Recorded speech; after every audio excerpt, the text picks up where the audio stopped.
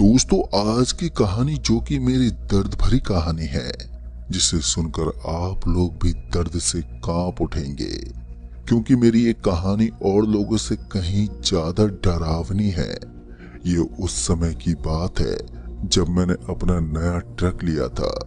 उस वक्त मैंने पहली बार ये फैसला किया था कि मैं अपना ट्रक खरीद लूं और उसी से खुद का काम करूंगा, और ठीक ऐसा ही मैंने किया। ट्रक खरीदने के बाद मैंने काम करना शुरू कर दिया। मैंने अपने साथ एक खलासी को भी रख लिया था।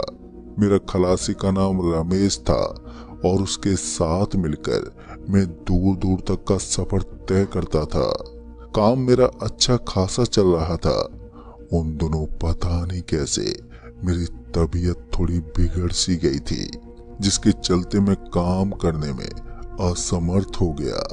लेकिन कुछ दिनों के बाद मेरा खलासी मेरे पास आया और उसके बाद उसने बोला कि भाई साहब, मुझे एक अच्छा काम मिला है। अगर आप कहें तो मैं उस काम के लिए हाँ बोल दूं, क्योंकि उस काम में अच्छे पैसे मिल रहे हैं। उसकी बात सुनकर जब मैंने उससे काम पूछा तो उसने मुझे उस काम के बारे में बताने से मना कर दिया। उस वक्त मुझे समझ में नहीं आ रहा था कि मैं ट्रक की चाबी दूं या नहीं, लेकिन उसकी बातें सुनकर मुझे मजबूरन उसे चाबी देनी पड़ी और उसके बाद वो चाबी लेकर चला गया। खैर, मैंने उस वक्त ज्यादा ध्यान नहीं दिया और मैं अपनी तबीयत पर ध्यान देने लगा। जब कुछ दिन के बाद वो वापस लौटा तो तब तक मेरी तबीयत भी ठीक हो चुकी थी। लेकिन जब वो ट्रक लेकर आया तो उसे देखकर तो मेरी सिट्टी बिट्टी ही गुल हो गई, क्योंकि ट्रक को वो ऐसी कंडीशन में लेकर आया था जैसे कि वो बिल्कुल नया हो। ट्रक का हुलिया देख करके मेरे तो होश ही उड़ गए थे। फिर उसने बताया कि जितने पैसे उसने कमाए थे उसमें से उसने 20,000 रुपए ट्रक में लगा दिए, क्योंकि ट्रक इतना काम कर दे रहा था। तो उसने उसके बारे में भी सोचा। उसने 80,000 रुपए कमाए थे, जिसमें से उसने 20,000 रुपए ट्रक में लगा दिए और फिर उसमें से 30,000 रुपए मुझे वापस लौटा दिए और आधे उसने रख लिए। पैसों को देखकर तो मैं बहुत खुश हुआ, क्योंकि 3 दिन के अंदर ही उसने इतने पैसे कमा लिए थे कि मैं खुद सोच में पड़ गया कि आखिर ये पैसे लाया कहां से।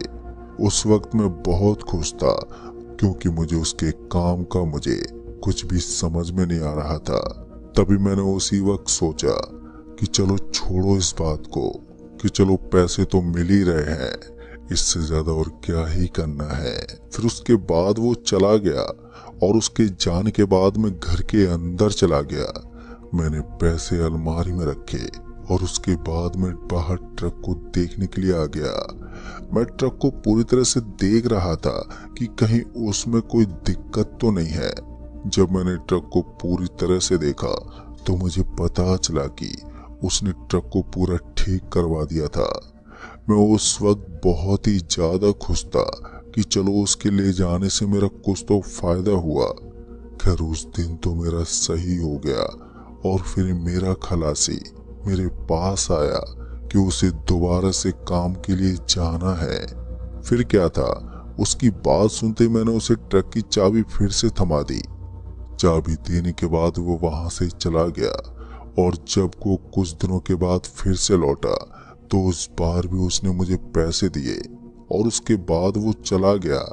लेकिन उस दिन जब मैंने ट्रक को देखा तो उसके बाद मैं ट्रक के पीछे की ओर गया और जब मैंने उसके अंदर झांक कर देखा तो पता नहीं ट्रक के पिछले हिस्से पर मुझे ठंड महसूस होने लगी थी, जो कि बहुत ही अजीब बात थी। उस वक्त गर्मियों का महीना चल रहा था और इतनी गर्मी में ये ट्रक इस कदर ठंडा रहा था जैसे कि दिसंबर का महीना हो।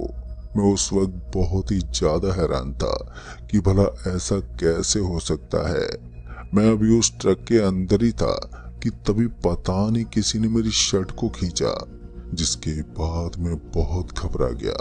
जब मैंने वहां चारों तरफ देखा तो मैंने पाया कि वहां पर कोई भी नहीं था। किसी के ना होने पर मैं अब और भी ज्यादा घबरा गया कि ये सब हो क्या रहा है।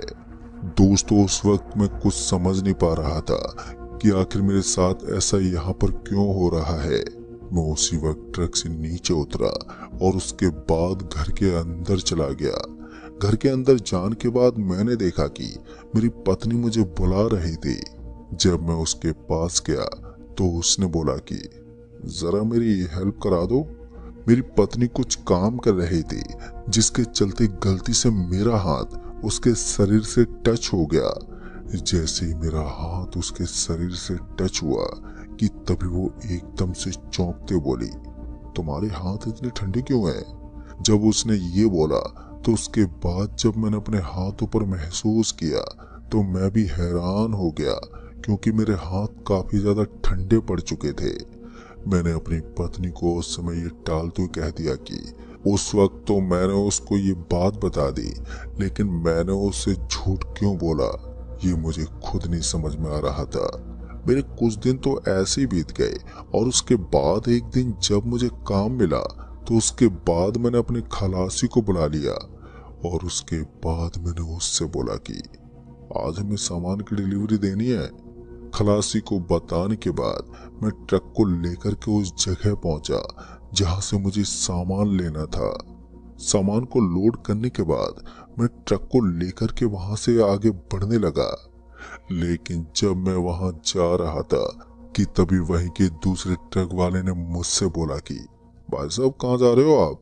जिस पर मैंने उसे जाने का रास्ता बता दिया, लेकिन फिर उसने बोला कि हाँ हाँ ठीक से जाना, वो रास्ता थोड़ा भूतिया माना जाता है। उसकी बात सुनते ही मैंने उससे बोला कि क्या यार, तुम भी इन सब बातों भरोसा करते हो? मैंने उसकी बात को मजाक में ले लिया और उसके बाद मैं वहां से आगे बढ़ गया। अब मैं अपने ट्रक को अच्छी खासी रफ्तार में चला रहा था कि कुछ देर के बाद ही हम उसी रास्ते पर पहुंच चुके थे जहां के बारे में उसने हमसे बोला था कि वो रास्ता भूतिया है। लेकिन मैंने उस वक्त उसकी बात को ध्यान में नहीं रखा और अपने ट्रक को आगे बढ़ाता ही रहा। लेकिन पता नहीं अचानक से कैसे किसी ने मेरे हाथों को खींचा, जिसके चलते मेरा बैलेंस थोड़ा बिगड़ सा गया। लेकिन मैंने वापस से बैलेंस बना लिया। लेकिन मैं उस वक्त बहुत अचंभव में था कि आखिर ये मेरे साथ हुआ क्या है। मैं उस वक्त बहुत ही खामोश हो गया था। उस वक्त मेरा खलासी सोया हुआ था और उसको सोता हुआ देखकर मैंने उसे जल्दी से उठाया और फिर उसके बाद जब मैंने उसको ये बात बताई तो उसने बोला कि साहब आपको कोई वहम होगा। उसकी ये बात सुनते ही मेरे मन में मुझे कुछ ऐसा ही लगा कि शायद ये मेरा भ्रम भी हो सकता है। अभी दोस्तों मैं ये सब सोच ही रहा था कि मेरा खलासी एकदम से चीखते हुए बोला, साहब मुझे किसी ने पकड़ लिया है, बचाओ मुझे। उसकी बात सुनते मैंने फौरन ही ट्रक को साइड में रोका और फिर उसके बाद जब मैंने उससे पूछा अरे भाई क्या हुआ, जिस पर वो अब कुछ जवाब ही नहीं दे रहा था। उस वक्त मैं थोड़ा डर चुका था क्योंकि उसकी ये हालत का कारण मुझे कुछ समझ में नहीं आ रहा था। मेरे देखते ही देखते उसके हाथ पर जकड़ गए और उसके बाद उसकी गर्दन अब पूरी तरह से जकड़ गई थी, जिसके बाद वो बेहोश हो गया। मैंने उसे उठाने की बहुत कोशिश की लेकिन वो उठा ही नहीं। पर जब मेरी नजर उसके गर्दन पर गई तो मैंने देखा कि उसकी गर्दन पर किसी के हाथों के निशान थे। अब ये देखकर तो मेरी आंखें खुली की खुली रह गईं। मैं उस वक्त बहुत ही ज्यादा घबरा गया था, जिसके बाद मैंने ट्रक को उसी समय स्टार्ट किया और उसके बाद मैं सीधा हॉस्पिटल के ओर जाने लगा। जब मैं हॉस्पिटल पहुंचा तो मैंने उसका ट्रीटमेंट करवाया, लेकिन डॉक्टर लोगों को भी कुछ भी समझ में नहीं आ रहा था कि आखिर इसे हुआ क्या है, क्योंकि सारी रिपोर्ट नॉर्मल आ रही थी, उसे कोई बीमारी नहीं थी, लेकिन फिर भी उसकी हालत काफी ज्यादा खराब होती जा रही थी। तभी डॉक्टर ने कहा कि अभी हमें कुछ दिन इन्हें यहीं पर रखना होगा, क्योंकि हमें पता लगाना है कि आखिर हुआ क्या है इन्हें। डॉक्टर की बात को मानते हुए मैंने हामी भरी और उसके बाद में वहां से निकलकर जब मैं गोदाम की तरफ गया तो मैंने उन लोगों को ये सब बताया। तो उन लोगों ने कहा कि हाँ, हम मानते हैं कि वो रास्ता डरावना है, लेकिन वहां पर ऐसा कुछ किसी के साथ हुआ नहीं था। उस समय वो लोग भी कुछ समझ नहीं पा रहे थे, जिसके चलते मैं वहां से अपने घर आ गया और उसके बाद मैंने ट्रक को खड़ा कर दिया, क्योंकि अब मेरा कोई मन नहीं कर रहा था काम करने का। उसके घर वालों से मैं अपने खलासी की तबीयत के बारे में हर वक्त पूछे जा रहा था। अब 2 दिन हो गए थे, लेकिन उसकी हालत दिन पर दिन खराब ही होती जा रही थी और फिर उसके अगले ही दिन ही उसकी मौत भी हो गई, जिसे सुनकर मेरे तो शरीर के रोंगटे खड़े हो गए थे। अब मेरा शरीर काम करना बंद कर चुका था। उसकी मौत की खबर ने मुझे अंदर ही अंदर झकझोर दिया था। मुझे उस वक्त बिल्कुल भी यकीन नहीं हो रहा था कि मेरे खलासी रमेश ने अचानक से अपना दम तोड़ दिया। उसकी मौत के बाद से मैंने ट्रक को चलाना ही छोड़ दिया था। ट्रक यूं ही खामोश मेरे घर के पास खड़ी रहती थी, जिसे देख करके मुझे अपने खलासी की याद आ जाती थी।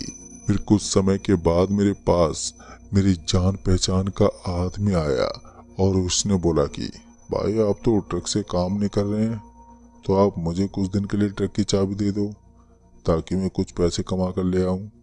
उसकी बात सुनते ही मैंने सोचा कि वैसे भी ये ट्रक खड़ा ही रहता है और क्या पता ये खराब ना हो जाए, जिसके चलते मैंने उस ट्रक को दे दिया और उसके बाद वो ट्रक लेकर वहां से चला गया और फिर उसके बाद मैं अपने घर के काम में लग गया। लेकिन फिर अगले ही दिन मुझे फोन आया कि उस आदमी की भी मौत हो गई है। अब ये सुनकर तो अब मेरा दिल दहल गया था कि आखिर उसके साथ हुआ क्या है। जब मैं हॉस्पिटल पहुंचा तो मुझे पता चला कि उस आदमी का दिल फट गया है। डॉक्टरों का मानना था कि उसने कुछ ऐसी भयानक चीज देखी है जिससे कि उसका दिल फट गया है, और वो चीज बहुत ही ज्यादा डरावनी, या यूं कहें कि वो बहुत ही भयानक थी, क्योंकि ऐसे किसी का दिल नहीं फटता। उसकी आंखें भी खुली की खुली रह गई थी और उसकी आंखों में अब खून भी बाहर निकला हुआ था, क्योंकि जब मैंने उसकी डेड बॉडी देखी तो मेरी रूह कांप गई थी। मैं उसी वक्त वहां से निकल गया और उसके बाद अपने ट्रक को लेकर के घर पहुंचा। घर पहुंचने के बाद जब ये बात मैंने अपनी पत्नी को बताई तो उसे भी यकीन नहीं हो रहा था, और फिर उस दिन के बाद मैंने हर किसी को ट्रक देने से मना कर दिया, क्योंकि मैं नहीं चाहता था कि किसी की मौत मेरी वजह से हो। लेकिन उस समय मैं खोया खोया सा रहता था, क्योंकि मैं ये जान नहीं पा रहा था कि आखिर ऐसा हो क्या रहा है जिस वजह से ये सब हादसे हुए हैं। उस वक्त मैं इन्हीं सब ख्यालों में डूबा हुआ था। लेकिन फिर एक बार जब मैं घर से बाहर आंगन में सोया तो मेरे साथ जो हुआ उसे मैं कभी सोच भी नहीं सकता था।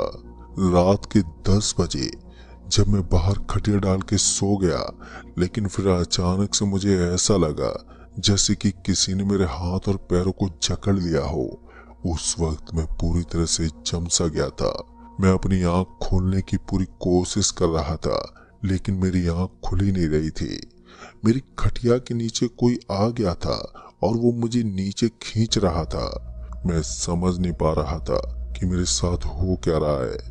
मेरी हालत खराब होती जा रही थी। मुझे ऐसा महसूस हो रहा था जैसे कि कई लोग मेरे आसपास खड़े हैं, और उस समय ऐसा महसूस कर रहा था जैसे कि मैं दूसरी दुनिया में आ गया हूँ और कई लोग मुझे दिखाई दे रहे थे। मैं अपने आप को उठाने की पूरी कोशिश कर रहा था, लेकिन मैं चाहकर भी उठ नहीं पा रहा था। ऐसा मेरे साथ पहली बार हो रहा था। मैं अपनी आवाज निकालने की पूरी ताकत लगा रहा था, लेकिन एक आदमी मुझे वो आवाज निकालने ही नहीं दे रहा था, जैसे कि मानो उसने मेरी आवाज छीन ली हो। उस वक्त मैं बेबस हो गया था। मैं समझ नहीं पा रहा था कि अब मैं करूं तो करूं क्या। अभी मैं यही सब सोच रहा था कि तभी एकदम से मुझे किसी ने उठाया, और जब मेरी आंख खुली तो मैंने देखा कि मेरी पत्नी मेरे सामने खड़ी थी और वो मुझसे कह रही थी, क्या हुआ आपको? पत्नी को देखते मेरी जान में जान आई, क्योंकि मैं बहुत ही ज्यादा डर चुका था। पत्नी मुझसे पूछे जा रही थी कि आपको हुआ क्या है, आप चिल्ला क्यों रहे थे, जिसके चलते मुझे आना पड़ा। पत्नी की बात सुनकर मैंने उससे ये कह दिया कि मैं एक बुरा सपना देख रहा था, और ये कहकर उसके बाद मैं घर के अंदर चला गया और फिर घर में जाकर मैं सो गया। जब सुबह हुई तो उसके बाद मैंने अपने आप को डॉक्टर से दिखवाया, लेकिन मुझे कोई भी बीमारी नहीं थी, जिसके बाद मुझे ऐसा लग रहा था जैसे कि कोई मेरे आसपास रहता हो। मैं अपने घर गया और उसके बाद जब मैंने अपने दोस्त अर्जुन को फोन मिलाया और उसके बाद मैंने उसे अपने घर पर बुलाया, क्योंकि एक वही इंसान था जो अब मेरी मदद कर सकता था। लेकिन मैं उससे थोड़ी दूरी बनाकर रखता था, क्योंकि वो हमेशा भूत प्रेतों की बात करता था और वो बाबा भी बन गया था, जिसके चलते मैं उससे थोड़ा दूरी पर रहने लगा था। लेकिन मुझे क्या मालूम था कि उसकी जरूरत मुझे ऐसे समय में पड़ेगी, क्योंकि मेरी जिंदगी अब सही नहीं चल रही थी। मैंने हर चीज कर ली थी, लेकिन कुछ समझ ही नहीं पा रहा था कि आखिर ऐसा हुआ क्या है जिससे मैं परे हूँ। जब वो आया तो मैं उसे देखकर बहुत ही ज्यादा खुश हुआ, क्योंकि मैं उसे कई महीनों बाद मिल रहा था। मैं उसे देखते ही गले मिला और उसके बाद मैंने उससे बोला कि भाई, मेरे साथ बहुत अजीबोगरीब चीज हो रही है यार, जिससे मैं समझ नहीं पा रहा हूँ। मैंने काफी जगह पर अपने आप को दिखाया, लेकिन किसी के पास इसका कोई भी जवाब नहीं है। ये चीज मेरे साथ तब से हो रही है जब से मेरा खलासी ट्रक लेकर गया था, और उसके बाद जब उसकी मौत हो गई तब से और भी ज्यादा चीजें खराब होने लग गई हैं। जो कोई भी अगर मेरा ट्रक लेकर जाता है तो उसकी मौत हो जाती है। दोस्तों, मेरी सारी बात सुनने के बाद उसने मुझसे बोला कि एक काम कर, तू मुझे अपने ट्रक के पास लेकर चल, मैं देखता हूँ। जब मैं उसको अपने ट्रक के पास लेकर गया तो उसने बोला कि भाई, इस ट्रक में तो बहुत बड़ी चीज है, जिसके बारे में मेरे गुरु ही बता सकते हैं। उसकी बात को सुनते मैंने उससे बोला कि तो मुझे गुरु के पास ले चल भाई। जिस पर उसने कहा कि यार, गुरुजी तो कहीं पर गए हुए हैं, वो परसों तक आ जाएंगे और मैं उसी दिन तुझे लेकर जाऊंगा। और इतना कह करके वो वहां से चला गया। लेकिन उसने मुझे एक नींबू दिया और बोला कि अपने पास ही रखना, जब ये लाल हो जाए तो तू मुझे खबर दे दियो। उसकी बात सुनते ही मैंने उस नींबू को अपने पास रख लिया और उसके बाद वो चला गया। उसके जाने के बाद मुझे कैसे भी करके आज की रात और कल की रात काटनी थी, जिसके बाद मैं घर के अंदर जाकर सो गया। और फिर उसके बाद मेरी आंख सुबह ही खुली तो उसके बाद मैंने देखा कि वो नींबू लाल हो चुका था। अब ये देखकर तो मेरी दिल की धड़कनें और भी ज्यादा बढ़ने लगी थी, क्योंकि अब मैं समझ गया था कि यहाँ पर जरूर कोई बुरा साया है। जिसके बाद मैंने अर्जुन को फोन मिलाया। जब मैंने अर्जुन को फोन किया तो उसके बाद मैंने उसे सारी बात बता दी, जिसके बाद उसने बोला कि बस आज की रात का इंतजार कर ले और कल मैं तुझे अपने गुरु के पास ले जाऊंगा। जिसके बाद उसने फोन को काट दिया। फोन के कट होते ही मैंने उस नींबू को ट्रक के पास फेंक दिया और फिर उसके बाद अब मैं अगले दिन का इंतजार करने लगा, क्योंकि मेरे पास अब कोई भी चारा नहीं बचा था। अब मेरा दोस्त अर्जुन ही था जो मुझे इससे छुटकारा दिलवा सकता था। उसी की उम्मीद पर मैं टिका हुआ था। जैसे जैसे दिन बीत रहा था तो वैसे वैसे मुझे थोड़ी राहत भी मिल रही थी, जिससे मेरा डर और भी कम होते जा रहा था। और फिर जब रात हुई तो उसके बाद मैं ट्रक के पास गया और जब मैंने ट्रक को देखा तो अब सब कुछ नॉर्मल दिख रहा था, जिससे मुझे लग रहा था कि शायद ये अर्जुन की वजह से हो रहा है। उस वक्त मैं समझ गया था कि इस दुनिया में हर चीज है जिस पर मैं भरोसा नहीं कर रहा था। आज मुझे उस चीज पर यकीन हो रहा था। फिर जब अगली सुबह हुई तो उसके बाद अर्जुन मुझे वहां पर लेकर गया और उसके बाद जब मैंने उनको ये बात बताई तो उसके बाद उन्होंने जो मुझे बताया उसे सुनकर तो मेरे दिल ही दहल गया। उन्होंने कहा कि तुम्हारे ट्रक में 1000 भूतों का वास है। तुम्हारा दोस्त तुम्हारी ट्रक में बहुत सारी लाशों को भरकर दूसरी जगह देकर आया है और उन लोगों की मौत बहुत ही दर्दनाक तरीके से की गई है। उनकी बात सुनकर मैंने उनसे कहा, बाबा मुझे कैसे भी करके इससे छुटकारा दिलवा दो। और फिर उसके बाद उन्होंने साधना की और फिर उन्होंने मुझे एक ताबीज दी और कहा कि ये ताबीज तुम्हारे हाथ से हटनी नहीं चाहिए। और फिर उसके बाद में वहां से लौट आया। लेकिन दोस्तों, उन लाशों का क्या राज है जिन्हें भरकर मेरा खलासी कहीं से लेकर आता था, और वो लाशें कहां से आती थी, और फिर आगे मेरे साथ क्या हुआ, ये सब तमाम बातें जानने के लिए बने रहिए इस कहानी के अगले भाग